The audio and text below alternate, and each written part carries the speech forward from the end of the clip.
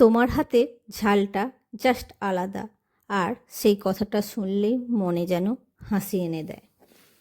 সকাল সকাল বাজার থেকে কর্তা পাবদা মাছ এনে বলল, আজ ভালো পাবদা পেলাম, অনেক দিন হলো তোমার হাতের সর্ষে পাবদার ঝাল খাইনি, আজ বানাবে?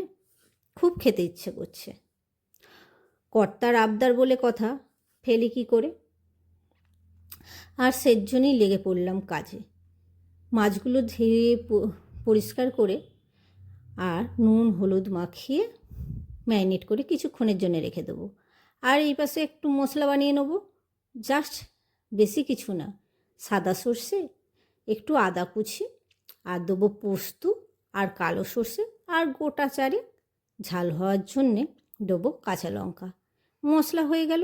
এতে বেশি কিছু লাগে বলে আমার তো মনে হয় না।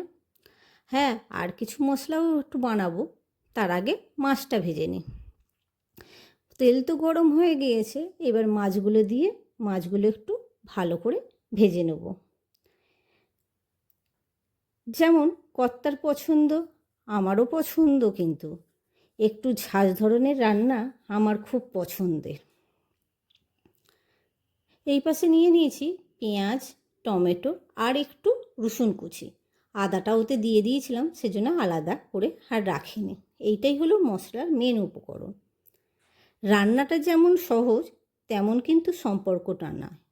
যেমন ধরুন, ওর ছোট ছোট আবদার, দুজনের মধ্যে বোঝাপড়া, দুজন দুজনের জন্যে দিনে একটু সময় বের করে নেওয়া আর ধৈর্য ধরে দুজন দুজনের কথা শোনা। এর মধ্যে এক চিমটে ভালোবাসা দিলেই তবেই তো সম্পর্ক দীর্ঘদিন কিভাবে চলে যাবে তা বুঝতেই পারবেন না। এইটা তো আমার মতামত। ঠিক বললাম কি না? আপনাদের সঙ্গে কথা বলতে বলতে রেসিপিটা তো শেয়ার করাই হলো না। রেসিপিটা তেলে মাছ ভেজে তুলে নিয়ে সেই তেলে একটু কালো জিরে ফোড়ন দেবেন। আমি এখানে পরে দিয়েছিলাম, দিতেই ভুলে গিয়েছিলাম। সেজন্য পেঁয়াজ রসুন একটু ভাজা ভাজা হয়ে গেলে টমেটোটা দিয়ে দেবেন। টমেটো গলে গেলে একটু কষিয়ে নিয়ে সর্ষে পোস্তর যে মিশ্রণটা আছে দিয়ে কষিয়ে নিয়ে অল্প জল দিয়ে আরেকটু কষিয়ে নিয়ে তা পরিমাণ মতো জল দিয়ে ফুটে উঠলে তার মধ্যে পাবদা মাছগুলো দিয়ে দিন।